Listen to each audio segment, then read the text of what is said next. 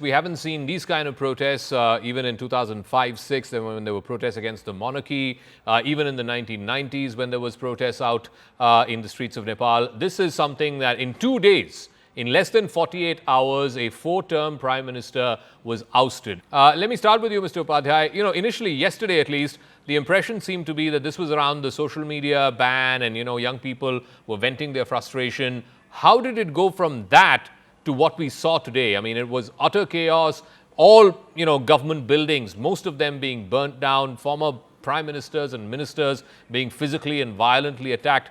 How did it turn? How did it become this? I mean, like, to be honest, I am here in Kathmandu trying to make as much sense, struggling to make as you are in Delhi. First of all, I qualify that with all my humility.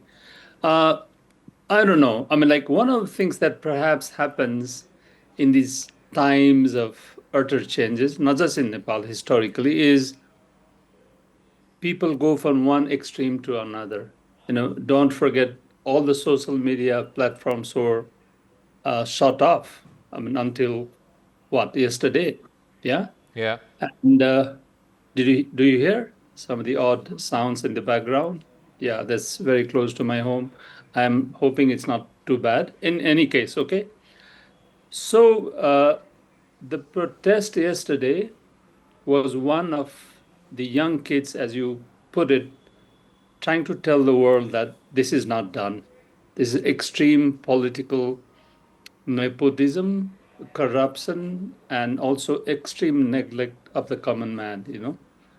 And there was hope that as they went to bed in the night, these students or kids or young protesters, Gen Z, that some calm would return in the morning. At least the party bigwigs must have thought along those lines or hoped along those lines. It didn't quite happen that way.